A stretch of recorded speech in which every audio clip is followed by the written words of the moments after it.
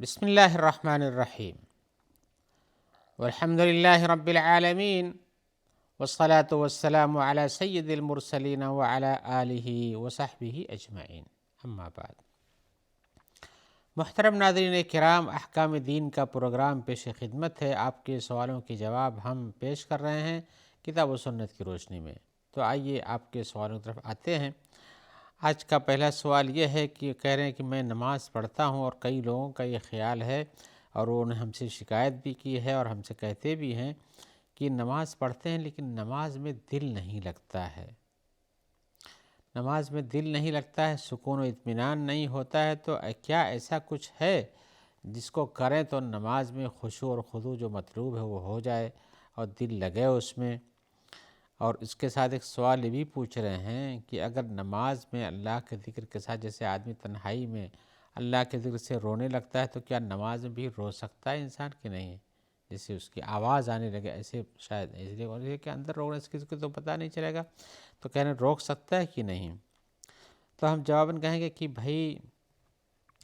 نماز کا معاملہ اپنی جگہ ایک چھوٹی سی عبادت نہیں بلکہ اللہ کے سامنے حاضری ہے جس میں انسان پڑھتا ہے نماز۔ رسول اللہ صلی اللہ علیہ وسلم نے فرمایا احسان یہ ہے کہ آپ دیکھیں، اللہ کی بات کریں گویا کہ اللہ تعالیٰ کو آپ دیکھ رہے ہیں، اور اگر یہ تصور نہیں ہوتا ہے تو یہ تو یقینی رکھیے کہ اللہ تعالیٰ آپ کو دیکھ رہے ہیں۔ تو آپ گئے ہیں عبادت کرنے اللہ کی، اور اللہ کے سامنے ہی جو اللہ کی آپ کے دلوں کے بھید سے آگاہ ہے، آپ کے اندر وسوسے کیا آتے ہیں، آپ کیا سوچ رہے ہیں، کیا کچھ دماغ میں چل رہا ہے، اور نماز پڑھ رہے ہیں اور دماغ کہاں ہے اور جسم کہاں ہے اور روح کہاں ہے اور جان کہاں ہے، ان سب سے اللہ تعالیٰ آگاہ ہے۔ تو اب آپ نماز پڑھنے آتے ہیں تو نماز میں اطمینان برقرار رکھیے، جس مقصد کے لیے کھڑے ہیں اس مقصد کو پورا کرنے کی کوشش کیجیے، پورا کوشش کرنے کیجیے۔ اول کہ نماز کو بالکل تیزی کے ساتھ جیسے چونچ مارتا اٹھا لیتا ہے جانور کوئی، ایسے نہیں کہ اس سے حدیث میں بالکل منع کیا گیا ہے۔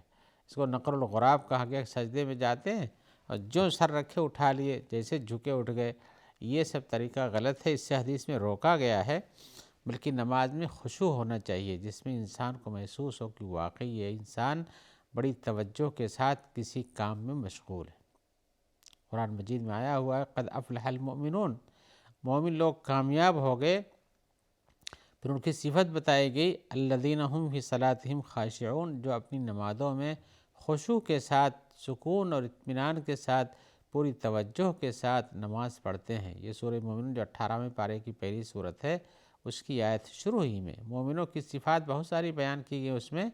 شروع میں ان کو پڑھنا چاہیے، ان کو عمل میں لانا چاہیے۔ لہذا نماز کو پڑھنے کے لیے آدمی کو تیاری کے ساتھ کس کام کے لیے جا رہے ہیں، کس کے پاس جا رہے ہیں، یہ سب معلوم ہونا چاہیے۔ حضرت عبداللہ ابن عامر ہیں، یہ کہتے ہیں کہ میں نبی صلی اللہ علیہ وسلم کے پاس ایک بار حاضر ہوا تو میں نے دیکھا کہ آپ نماز پڑھ رہے تھے، وَلَهُ عَزِيزٌ كَعَزِيزِ الْمِرْجَلِ مِنَ الْبُكَاءِ، اور آپ کے پاس آواز نکل رہی تھی اندر سے جیسے کہ کسی پکتی ہوئی ہانڈی کے اندر گڑگڑانے کی آواز آتی ہے، اس کی اندر سے جو گرمی ہوتی ہے وہ کھڑکھڑاتی ہے، اس کو راشے میں کر ڈالتی، ایسے ہی آپ کی آواز آ رہی تھی۔ تو اس سے پتہ چلا کہ آدمی نماز میں اتنا خشوع خضوع اور اتنا مشغول رہتا ہے کہ رونے کی آواز بھی آتی ہے اللہ کے خوف سے۔ اور حضرت ابوبکر صدیق رضی اللہ تعالیٰ عنہ کے بارے میں آیا ہوا ہے کہ وہ جب نماز پڑھاتے تو ان کے اوپر رقت اتنی طاری ہو جاتی تھی کہ اس کی وجہ سے کبھی کبھی اپنی قرات جو ہے لوگوں کو سنا نہیں پاتے تھے، آواز رج جاتی تھی، آواز بند جاتی تھی۔ تو اسی صورت میں آدمی نماز کے اندر رو سکتا ہے، خوف خدا طاری کر سکتا ہے، لیکن نماز پڑھے تو اس کو اطمینان سے پڑھے گا تبھی یہ سب چیزیں ہوں گی۔ ورنہ اگر بے اطمینانی کے ساتھ وہ کوے کی چونچ مارنے کی طرح سے یہ ہے کہ بہت تیزی اور ہڑبڑاہٹ کے ساتھ نماز پڑھے گا تو اس میں کون سا اطمینان ہوگا؟ نہیں ہوگا۔ لہذا جو لوگ بھی ایسا کرتے ہیں ان کو سوچنا چاہیے پہلے، اس لیے کہ یہی ضروری ہے کہ انسان نماز پڑھے تو شعور کے ساتھ پڑھے، حضور کے ساتھ پڑھے، کہ حاضر قلب ہو، دماغ سے سوچ رہا ہو، کہاں پر ہے، کس کام کے لیے ہے، سب چیزیں ذہن میں ہوں گی۔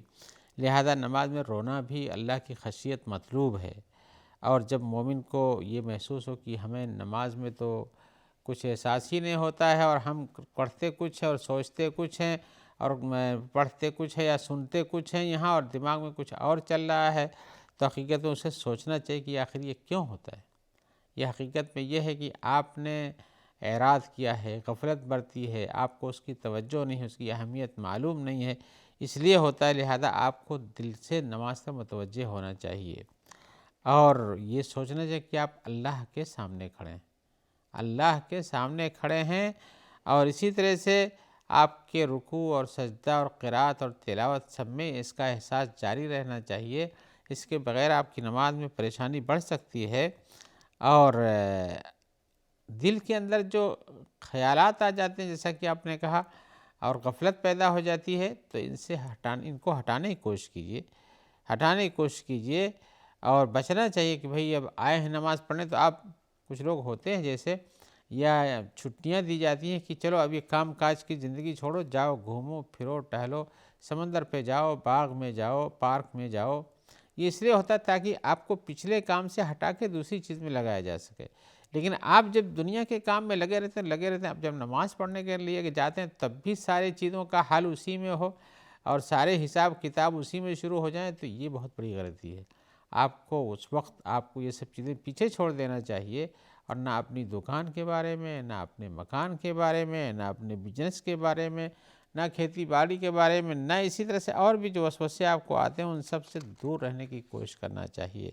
اور نماز میں پوری طرح سے توجہ سے نماز پڑھنا چاہیے، اس لیے کہ بہت بڑی عبادت ہے۔ اور کبھی اگر آپ کو ایسی پریشانی ہوتی ہے، شیطان آپ پر غالب آتا ہے، وسوسہ ڈالتا رہتا ہے یا آپ کو بہکا دیتا ہے، آپ کا دماغ کہیں لگا دیتا ہے، تو اس کا ایک علاج حدیث میں بتایا گیا ہے کہ انسان کو چاہیے جب ایسے وسوسے پیدا ہوں یا اس کا دماغ کسی اور طرف مڑ جائے اور یاد آئے کہ ہم غلط کر رہے ہیں، تو اس کو اعوذ باللہ من الشیطان الرجیم 3 بار پڑھنا چاہیے، اور اپنے بائیں طرف تھو تھو کر کے تھوک لینا چاہیے۔ اگر آپ صف میں کھڑے ہیں تو آپ آہستہ کیجئے کہ آپ ہی تک رہ جائے، اور اگر الگ پڑھ رہے ہیں خاص طور سے صحرا میں ہیں تب تو وہاں جیسے تھوکا جاتا ہے ایسے تھوک سکتے ہیں شیطان کے منہ پر، اور اسی طرح سے نہیں ہے تو جتنا گنجائش اتنا کیجئے، لیکن تجربہ کر کے دیکھیے آپ جب اس طرح سے اعوذ باللہ من الشیطان الرجیم پڑھتے ہیں تو پھر آپ کی توجہ ادھر سے ہٹ کر کے نماز پر آ جاتی ہے۔ آپ تجربہ کریں گے تو آپ کو رسول کا بتائے ہوئے نسخہ بالکل صحیح معلوم ہوگا اور آپ کی یہ مشکل دور ہو جائے گی۔ آئیے ہم ایک آگے کے سوال کی طرف آتے ہیں۔ وہ پوچھ رہے ہیں کہ نماز کے بعد یا تلاوت قرآن کے بعد یا کسی اور نیک کام کے بعد ہم جب دعا مانگتے ہیں تو کیا اس کے بعد چہرے پر ہاتھوں کا پھیرانا ضروری ہے؟ کیا یہ دعا کے واجبات میں سے ہے؟ تو ہم بتانا چاہتے ہیں کہ نہیں، یہ واجبات میں سے نہیں ہے، بلکہ اس سلسلے میں کوئی صحیح حدیث نہیں وارد ہے۔ کچھ حدیثیں ایسی ہیں جن کا تذکرہ اور کثرت سے لوگ ذکر بھی کرتے ہیں، لیکن ان سب کے اندر ضعف پایا جاتا ہے، اس میں سے کوئی بھی حدیث صحیح نہیں ہے۔ اب ان کئی حدیثوں کو دیکھنے کی بنیاد پر کچھ لوگ کہتے ہیں کہ چلو یہ صحیح کے سب سے آخری درجے میں کچھ تو ہے، لہذا کرنے میں حرج نہیں ہے، لیکن احوط اور احسن یہ ہے کہ آپ ایسا نہ کریں، اس لیے کہ جن حدیثوں کی بنیاد پہ یہ کہا جاتا ہے وہ حدیثیں جب صحیح نہیں ہیں، سب ضعیف ہیں، تو کبھی ضعیف مل کر کے بھی صحیح نہیں بن پاتی ہیں، اور کبھی ضعیف جو قابل میں لائق ہو کہ ہاں اس کو سنبھالا جا سکتا ہے تو وہ ضعیف کچھ قابل عمل ہوتی ہے۔ لہذا جن علماء نے سمجھا کہ نہیں ان سب کو ملانے سے ایک بات سمجھ میں آتی ہے تو کہتے ہیں جائز ہے یہ، لیکن افضل اور احوط ہم بتا رہے ہیں، مقصود احوط یہ کہ آپ ایسا نہ کریں، اس لیے کہ حدیثیں صحیح نہیں اس سلسلے میں وارد ہیں۔ آپ دعا کریں بلا شبہ اچھی بات ہے، لیکن آپ دیکھیں کہ رسول اللہ صلی اللہ علیہ وسلم نے بھی کئی بار دعا کیا جگہ جگہ۔ اب تو یہ لوگوں نے سمجھا کہ ہر دعا کے ساتھ چہرے پر ہاتھ پھیرنا ضروری ہو گیا ہے، اس لیے کہ دعا کا لازمہ سمجھتے ہیں، لیکن رسول اللہ صلی اللہ علیہ وسلم کی زندگی میں آپ دیکھیں گے آپ نے استسقاء کی نماز پڑھائی، لوگوں نے اس کو بیان کیا ہے، لیکن اس میں یہ نہیں کہا کہ آپ نے دعا کرنے کے بعد چہرے پر ہاتھ پھیرا۔ ایسے ہی آپ نے حج کیا اور حج کے موقع پر آپ نے صفا پر دعا کیا، مروہ پر دعا کیا، مزدلفہ میں دعا کیا، ایسے ہی پتھروں کو شیطان کو کنکری مارنے، پتھر مارنے کے وقت آپ نے دعا کیا، لیکن اس میں کہیں بھی تذکرہ نہیں کہ آپ نے اپنے چہرے پر ہاتھ پھیرا۔ تو جن دعاؤں کا لوگوں نے خاص مواقع پہ تذکرہ بھی کیا کہ آپ نے وہاں کھڑے ہو کر دعا کیا، نہیں کہا کہ اس کے بعد آپ نے چہرے پر ہاتھ پھیرا، جس سے پتہ چلتا ہے چہرے پر ہاتھ پھیرنا ایسا رسول سے ثابت نہیں معلوم ہوتا ہے۔ اور بقیہ یہ بات صحیح کہ آپ ہاتھ اٹھائیے، دعا مانگیے، اللہ تعالیٰ خالی ہاتھ نہیں لوٹاتا، اللہ تعالیٰ دعاؤں کو قبول کرتا ہے، اور یہ اللہ تعالیٰ اس بات سے شرم کرتا ہے کہ بندہ اس سے دعا مانگے اور وہ دینے پر قادر ہے اور نہ دیتا ہے۔ لیکن یہ چہرے پہ ہاتھ پھیرنے کی دعا کے بعد یہ کوئی صحیح حدیثوں سے ثابت شدہ مسئلہ نہیں ہے۔ ضعیف حدیثوں کی بنیاد پر کچھ اور انہوں نے کہا ہے کہ چلو یہ عمل جائز ہے، تو جائز کی حد تک تو ہم بھی کہہ سکتے ہیں، لیکن اس پر رسول اللہ صلی اللہ علیہ وسلم کی زندگی میں آپ دیکھیں گے کہ اس پر آپ نے کوئی مداومت نہیں کیا، آپ نے کوئی حدیث صحیح سے اس میں ثابت آپ سے نہیں ہوئی، آپ نے دعاؤں کی بہت سی جگہوں پر قیام کیا، دعا کیا وہاں پر، لیکن ہاتھ پھیرنے کا تذکرہ نہیں ہے، لہذا افضل یہ کہ آدمی ایسا نہ کرے۔ آئیے ہم ایک الگ انداز کے سوال پر آتے ہیں۔ ہمارے بھائی پوچھ رہے ہیں کہ ہماری ذمہ داری جس جگہ پر ہے وہاں پر ہمیں بحیثیت ایک گارڈ کے رہنا پڑتا ہے یا اس چیز کی نگرانی کرنے کے لیے رہنا پڑتا ہے۔ انہوں نے مثال بھی یہ دی، جس سے ہم ٹیلی فون میں کام کرتے ہیں، کچھ لوگ اور بھی ہمارے جیسے جو اور جگہوں پہ رہتے ہیں اور ان کی ذمہ داری وہاں بندھی رہتی ہے، بلکہ ساتھ میں کہا کہ ہمیں حکم رہتا ہے کہ ہم نماز کے وقت چھوڑ کر کے نہیں جا سکتے ہیں، اس لیے کہ اس میں بڑی مصلحتیں فوت ہو سکتی ہیں۔ وہ سوال یہ کر رہے ہیں کہ کیا اسی صورت میں ہم نماز کے لیے کیا کریں، نماز کے لیے کیا کریں، کچھ حل بتائیے۔ اور جس پہ انہوں نے کہا کہ ہمیں اس سے روکا بھی جاتا ہے کہ نہیں چھوڑ کے نہیں جا سکتے ہو، تو جواباً یہ ہے کہ آپ چھوڑ کے نہیں جا سکتے تو اپنی جگہ میں جہاں وہی نماز پڑھ لو، یہ گنجائش ہے، یعنی جماعت کے لیے آپ مسجد میں حاضری نہ دو، جس جگہ کام کرتے ہیں آپ وہیں پہ نماز پڑھ لو، تو کوئی ضروری نہیں جب آپ کے پاس ایسی ذمہ داری ہے تو آپ جہاں پہ وہاں نماز پڑھ سکتے ہو۔ اس لیے کہ اگر کوئی آدمی کسی کے مال کا نگراں ہے کہ فلاں جگہ یہ مال رکھا ہے، اس کی رکھوالی تم کرو، تو اب وہ رکھوالی کرنے کے لیے چلا جائے، چھوڑ کے چلا جائے اور وہ آئے 15-20 منٹ کے بعد، تو یہاں مال ضائع ہو سکتا ہے۔ تو کسی کے حقوق کو اللہ تعالیٰ حقوق العباد کو کسی ضائع نہیں کرنا چاہتا، آپ کے لیے گنجائش ہے کہ آپ اسی جگہ نماز پڑھ لیں اور وہیں پھر نگرانی پہ لگے رہیں۔ ایسی صورت میں ہم یہ کہیں گے کہ جب ایسا ہو سکتا ہے تو کوئی بھی شخص جس کو ایسی کوئی ذمہ داری ہو جس کی بنیاد پر یہ ہو کہ اگر وہ چھوڑ کے چلا جائے گا تو وہاں کوئی نقصان بڑا ہو سکتا ہے، ٹیلی فون میں کسی کا فون آئے اور وہ اطلاع نہ دے سکے، یا ہے کہ کہیں سے گھنٹی بجے اور اس کو جواب نہ دے سکے وہ، تو ایسی صورت میں اس کے ہٹنے کی گنجائش جب نہیں ہے تو اس کو وہیں نماز پڑھ لینا چاہیے، تاکہ یہ وقفہ کم سے کم کا رہے، کم سے کم کا رہے۔ اور اگر یہ ہے کہ نماز آگے پیچھے ہو جاتی ہے تو آگے پیچھے بھی کچھ کر کے پڑھ سکتا ہے، لیکن نماز سرے سے جماعت کا پورا ٹائم، نماز کا پورا ٹائم ختم ہو جائے اور نہ پڑھے، یہ مناسب نہیں ہے، بلکہ اسے نماز کے وقت میں کسی بھی وقت پا کر کے پڑھ لینا چاہیے۔ اور اگر ایسا ہے کہ ہٹا نہیں جا سکتا ہے اس جگہ سے، تو پھر کوشش کرنی چاہیے کہ کوئی آدمی ہو جو آپ کی جگہ پر کچھ دیر کے لیے بیٹھ سکتا ہو، تاکہ آپ کو ایسا موقع مل سکے، یا جس کمپنی والوں کو بھی سوچنا چاہیے کہ کسی کی نماز سے روکنا مناسب نہیں ہے، اس جگہ کسی کا کسی وقت کے لیے، بعض وقتوں میں کچھ دیر کے لیے اس کو جگہ دی جا سکتی ہے اور دینا چاہیے۔ آئیے ہم ایک اور سوال کی طرف آتے ہیں۔ ہمارے بھائی پوچھ رہے ہیں کہ ہم نے حدیث میں سنا ہے کہ اللہ تعالیٰ کی جنت میں کچھ لوگ جائیں گے، 70,000 ہوں گے جو بلا حساب و کتاب جائیں گے، تو ان کی کیا صفات ہیں تاکہ ہم بھی اس کی کوشش کریں اور ہم کو بھی جنت مل سکے اس طرح سے بلا حساب و کتاب کے؟ اس لیے کہ حساب و کتاب کا معاملہ تو مشکل ترین ہوتا ہے، اور حدیث میں جواباً کہتا ہوں کہ حدیث میں آیا بھی ہے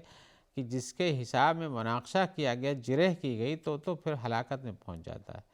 اس لیے کہ بندہ اللہ تعالیٰ کی جتنی نعمتوں کو استعمال کرتا ہے اور اللہ نے اس کے لیے جتنی سہولتیں دے رکھی ہیں، اس کے باوجود بھی اس سے تقصیر ہوتی رہتی ہے،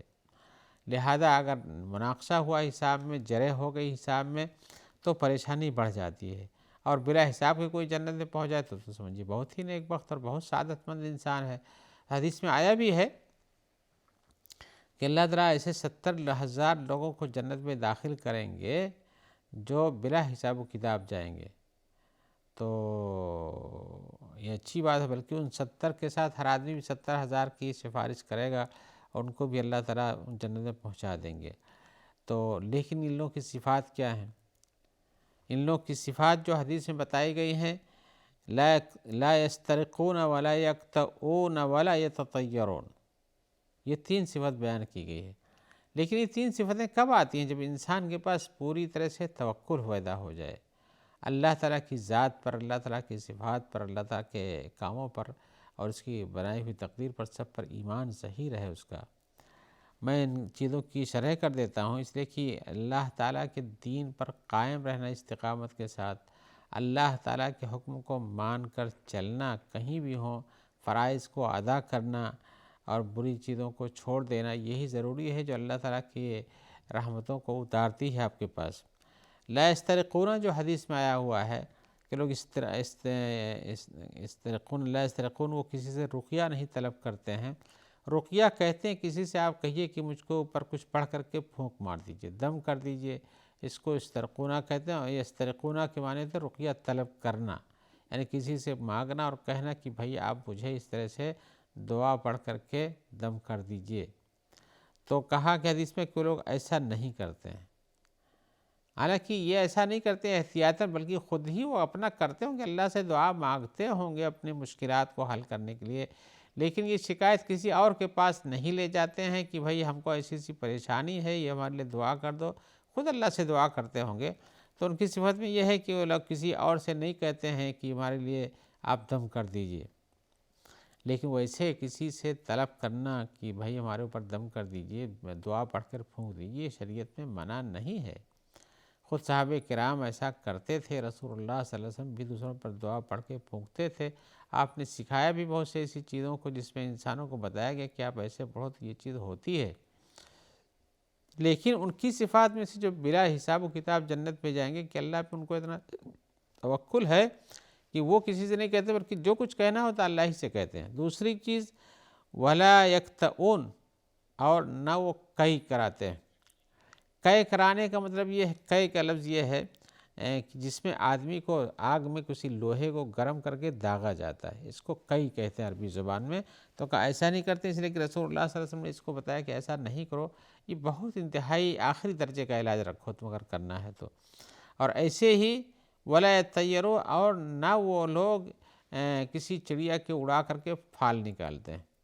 کہ بھئی یہ نحوست اور سعادت کو نہیں مانتے اس طرح سے کہ چڑیا بائیں اڑ گئی تو نہیں جانا چاہیے، دائیں اڑ گئی تو جانا چاہیے، ایسے کچھ نہیں ہے۔ تو حدیث میں یہ پتہ چلتا ہے کہ انہیں اللہ پر بھرپور توکل اور اللہ کے احکام پر عمل کرتے ہیں، اپنی ساری ضرورتوں کو اللہ کے سامنے پیش کرتے ہیں۔ ایسے متوکل علی اللہ ہیں تو بلا شبہ ایسے لوگوں کا حساب و کتاب نہیں ہوگا، ایسے 70,000 ہوں گے جو جنت میں جائیں گے، اور ان کے ساتھ، اور ان میں سے ہر فرد بھی اپنے ساتھ 70,000 کو لے جا سکتا ہے۔ آئیے ہم دعا کریں کہ اللہ تعالی ہم کو اور آپ کو بھی اچھی توفیق عطا فرمائے اور جنت میں بلا حساب کتاب پہنچائے، اور یہ بڑی ہی سعادت کی بات ہے۔